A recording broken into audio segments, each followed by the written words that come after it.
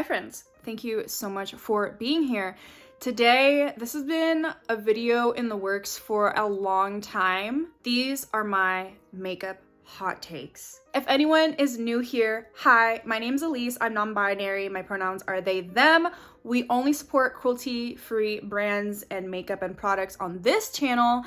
And if any of my opinions, because they are just opinions and opinions are not facts, everyone is entitled to have their own opinion. Feel free to comment down below what your opinions are. Feel free to disagree with me, please. I love some banter. They're just opinions. If you like any of these things that I'm talking about that I don't like, that is perfectly okay. If you like it, I love that for you. If you want to know my makeup hot takes, then let's go. And I'm not going to be talking about any of the makeup that I'm wearing, except for a couple of things. I did get some new products in the mail recently I'll briefly touch on, but if you're wondering, I always have everything that I use in my videos in the description box down below if you are interested. First hot take. Ooh, this might get the girlies riled up. Lip oils. They're overrated. I'm so tired of seeing every single freaking brand come out with basically the same formula. Oils do not hydrate your lips. I do not care what Miss Lady Gaga or Ariana or any other brand that is coming out with these lip oils saying they're gonna give you that 24-hour hydration, blah, blah, blah. Oils do not moisturize our skin the same way that water does, the same way that glycerin does. I did buy into it with the Rare Beauty Tinted Lip Oil. Capitalism got me with that one. Ingredients like hyaluronic acid, glycerin, propolis, stuff like that. Those are humectants. They attract moisture into your skin. You can also have ingredients like shea butter. There is no reason, Miss Stephanie, there's no reason that lip oil should be more than like $10. I feel like underpainting is literally pointless. I have watched people like Miriam on YouTube, Jackie Aina. They're like two people I can name off the top of my head that incorporate the use of underpainting into their routines quite often. And what underpainting is you're applying all of your contour, blush, even concealer sometimes, highlight underneath whatever base product you're going in with. Literally just looks like everything that you did underneath gets covered by the foundation. Now, I'm not quite sure if this next one actually is a hot take. I feel like a lot of people, if you are active in the beauty community, you probably feel the same way. I genuinely want brands to release less. Like, good God, the fact that ColourPop is still releasing like every single week, one, it's absolutely wasteful. There just seems to be a lack of originality like amongst these brands. Like, one brand comes out with the lip oil. Now, every brand is gonna come out with a lip oil. One brand is gonna come out with a cherry blossom powder or a cherry blossom concealer. Now, every brand is coming out with pink fucking powders and concealers. Like, I'm so tired and bored, frankly. I think for the sake of the environment and for the sake of the consumer's sanity and wallet, I would love for brands to go back to releasing one product every 4 to 6 months. I feel like a lot of releases are very rushed, just pushed out. They're just cash cows. They just want a quick buck. Now, this next take, I feel like actually is a hot take. I feel like most people probably will not agree with me. As far as YouTube content, I want tutorials back. Bring back tutorials. I want more tutorials, less hauls. I feel like YouTube is like content on YouTube in the beauty community has become more so of how much shock factor, how much clickbaity kind of content can I create so I can get quick clicks, so I can get views, and just like an overconsumption that we've been fed by capitalism. I spent $1,000 at TJ Maxx. I spent $500 at Sephora and $500 at Ulta. Let's compare the two. Very much tired of being fed product and fed things to buy. Which kind of leads me into my next thought, which is I'm tired of seeing people with these huge collections. Now, don't get me wrong, I love a makeup collection video. Show me what you have. Show me how you organize. I love a declutter video. Show me your process. I eat up declutter and organization videos. I don't want that to stop. What I am tired of seeing is someone that owns like 40 foundations and 27 concealers and 60 blushes. Something about that makes me ill. And I just don't like seeing people being like, well, I need this for this occasion. I need this color for this specific occasion. And well, this foundation I can only wear in the summer on a Wednesday at 10 p.m., but I'm keeping it for that specific purpose. Like that's what it feels like. Does anyone else agree? I would love to see more content on social media being like, these are like the top staple products, the same 10 products that I've been using for like the past year. I want to focus on like quality over quantity, basically. How many of you guys can confidently say that you used up your last concealer, that you used up your last foundation? How many of us have actually finished fully our makeup products? Lashes are on. Those are the Velour lashes that I tried out in my recent video. I'll link it here if you have not seen it yet. It's a banger. Eyeshadow palettes.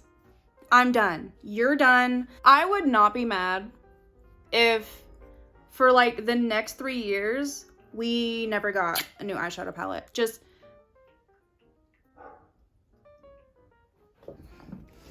every time I see a new Too Faced or Anastasia Beverly Hills palette, I roll my eyes. I just look the other way. Every eyeshadow has been done before.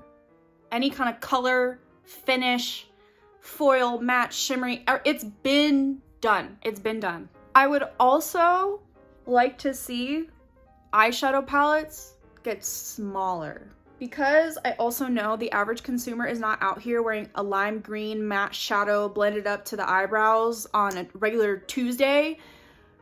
We don't need most of the colors that are put in eyeshadow palettes. I love a quad. I love a little trio. I just prefer smaller quantities, more quality, because again, how many of us has ever finished an eyeshadow? Just a single eyeshadow. Have you ever actually finished an eyeshadow, whether it's a single eyeshadow or in a palette?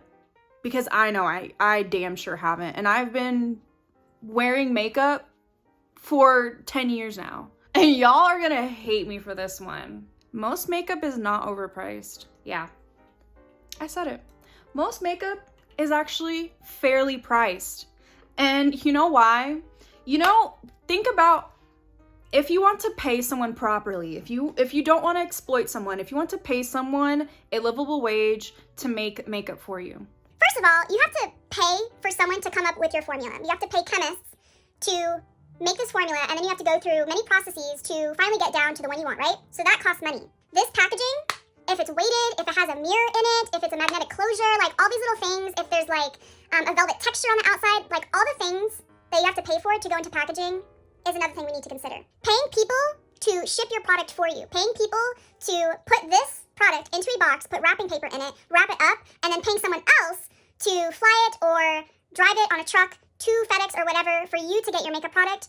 Put our thinking caps on and think about how much money that costs just to put one product into our hands. Now, I will say, like I just mentioned, Pat McGrath and Natasha Denona, jail for your prices, because I think to an extent, yes, makeup is overpriced, because you cannot tell me that 10 eyeshadows is going to cost me $128 when we actually look at the cost of making eyeshadows.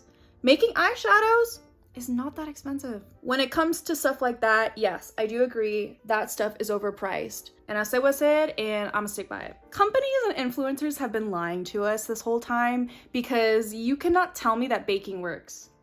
I've tried. I have tried to hydrate under my eyes. I've tried leaving my under eyes dry. I've tried pressed powder, loose powder, all these different stuff. It it does not work. And I'm using I finally got my hands on the Huda Beauty powder. I got the Cherry Blossom shade because Pound Cake was sold out at the time. Even with this powder, which this is like finest milled powder I've ever tried, right? Even if I try to bake with this, it's not going to look good. If you're gonna put a lot of dry onto something that's wet, what do you think is gonna happen? The textures are going to try to mix in with each other and it's not going to work. Baking will give you the smoothest under eyes and blah, blah, blah. You know what will give you the smoothest under eyes, honey? SPF. And that is another hot take, is that all this shit that they've been trying to sell you, like retinol and all these anti-aging shit. Okay, retinol isn't crap. Retinol is effective, but like all of like these anti-aging shticks and like products that they've been trying to shove down your throat for the past 20 years, except for retinol, everything that you could possibly buy is preventative.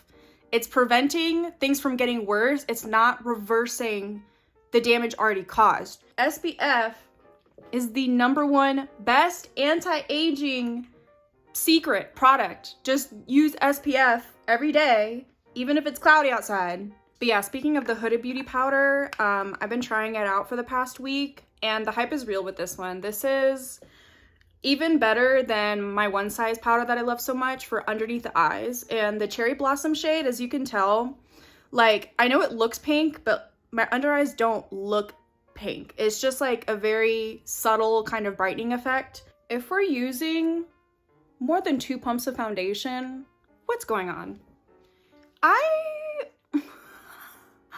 I'm also very tired of the type of makeup. It's giving very 2016, but people are still kind of riding off the entrails of that train.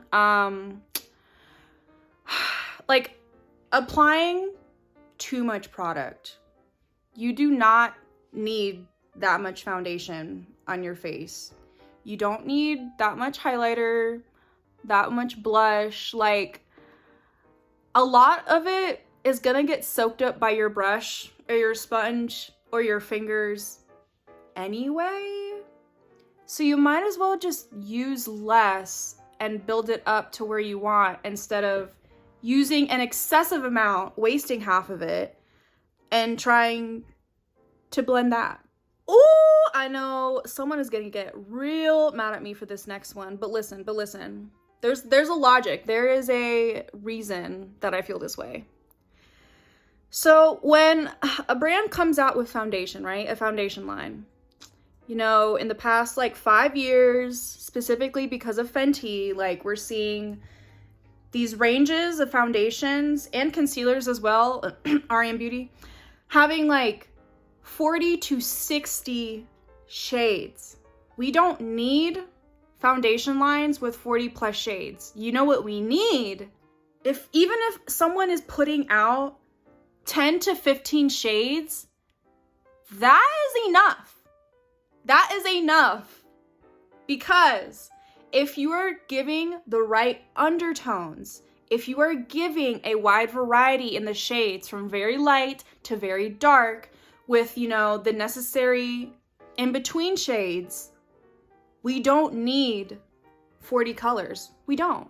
Especially because brands like Tarte, shame on you, Tarte. Shame on you, Tarte. You have not learned a single freaking thing over the past 6 years. Because these brands are coming out with 40 to 50 shades, and you know what they look like?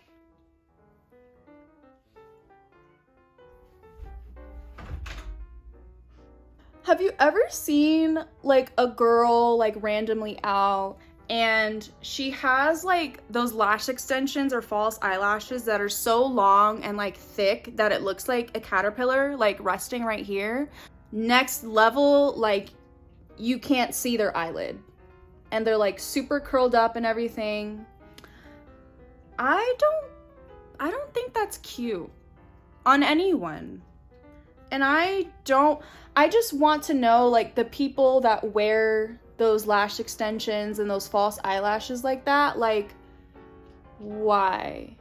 And like, what, like, how does that appeal to you? Like, what is it about that really thick, curly lash look that is cute too, because I'm just not, I'm not understanding.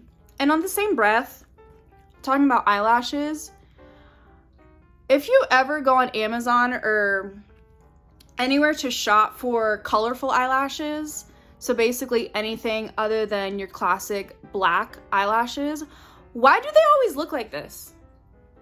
Why is the band like 2 feet long? Why are they like really fucking long and wispy and dramatic? Like, why aren't colorful lashes made for like regular sized eyes? And like, why are the color parts of it always at the end? Like, can we do something else? The actual style of the lash like isn't what I want. So I feel like I just can't enjoy having colorful lashes. I don't think this is like a hot take. This is just like a thought that just came into my mind. But I really miss Becca Cosmetics and Marc Jacobs Beauty. Like, those two brands that are discontinued. Not so much Bite. I'm very sad that Bite has shut down their cosmetic production part of their company. But like, I really miss Marc Jacobs Beauty. They had some freaking bangers, and I don't know like what's going on with them right now. I think like they're done, it seems like, but I miss both of those brands. RIP. Okay, I might just be a hater.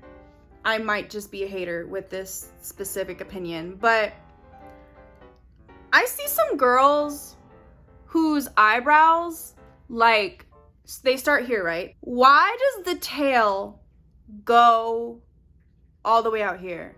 What road are we trying to connect to? What's going on with that? But it might just be me. I might just be a hater with that one. Also, primers are overrated. I do use primers, like I'm talking about face primers, not eye primers. I think eye primers are absolutely necessary. Face primers, I just feel like you can just use your moisturizer. And SPF, don't forget SPF. Some of them actually do something. I feel like most primers don't. They're just like glycerin in a bottle. Like the same ingredients that you'll find in your moisturizers, but they cost like $40. Another hot take. I despise, refute, reject, Control Alt Delete any person, any product that claims to make your pores smaller. Baby, I am so sorry to be the one to tell you this if you did not know, but your pores cannot physically get smaller. Also, the thing about, like, if you use hot water, it'll open up your pores, and then use cold water to close your pores. Pores don't just be opening and closing because of the temperature. So you're telling me that what probably dermatologists and estheticians and scientists across the world have not figured out how to do, you have figured out with a dimethicone-based product? Okay, I don't care what anyone says. We need more nude lip colors that aren't freaking pink and peachy. Like, what happened to yellow tone nudes?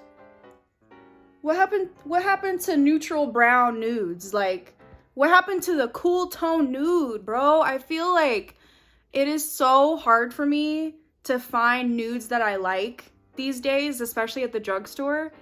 Everything be pulling pink, just straight up pink and peach. Like, I don't like that. Now this next one is for all of us consumers, and this one might be the hottest take of the video. If you're someone who loves animals, right, but you're not conscious of whether the makeup, body washes, stuff in your house, whether or not that is hurting an animal, interesting. I know that cruelty-free items are not accessible to everyone, but for those of you who can buy it and have cruelty-free options, why are you not thinking about it? Why are you not making more conscious effort? It's giving performative It's giving, I like things when they are convenient, conveniently handed to me, in front of me, accessible to me. You just can't play ignorant when it comes to shit like this. Everyone knows that companies use animals to test products with and to use their skins and hair and fur for our enjoyment. I urge everyone to be more conscious about where your dollar is going, because it really does matter. And I honestly do roll my eyes when I see people just blindly buying from companies that are hurting animals. It just feels very lazy and selfish, if I'm being honest. And before our last hot take, by the way, very quickly, I got this Cali Ray, which is the person who created Urban Decay. This is like her second brand. I just don't know her name, so I apologize. But Cali Ray, they came out with this Surfproof setting spray. This mist on this thing, just watch. Oh, you see how fine that is? I love this bottle. Packaging, so cute. Doesn't really smell like anything, which is fine. This feels like a mattifying spray, but it doesn't mattify, but it just makes my makeup last and just look so smooth. I don't know how they did it, but I really, really like this. Anywho, last thing, kind of tying in a couple of things that I spoke about before. At this point, I would rather watch someone do an anti-haul, and I actually really love anti-hauls. Not de-influencing, we can get into that in another video. Let me not start. But anti-hauls, when people are like, I'm not buying this for this reason. I'm not buying into this trend for this reason. I love when people do that. I'd rather watch anti-hauls than hauls at this point. Some hauls like make me ill. Like I've mentioned before, like when I see someone just excessively buying and just having like 60 items and they just spent like $2,000 at Ross or something, like it makes me like nervous. I just know that most of those things are not gonna decompose and stay in landfills forever. So those are all of my hot takes. Wow, okay, we made it through. Like, comment, subscribe. You already know the drill. Let me know your hot takes. Let me know if you disagree with any of my hot takes. I would love to get some banter going in the comments section down below. I am sending you guys so much love and light. And I will see you in the next one. Bye!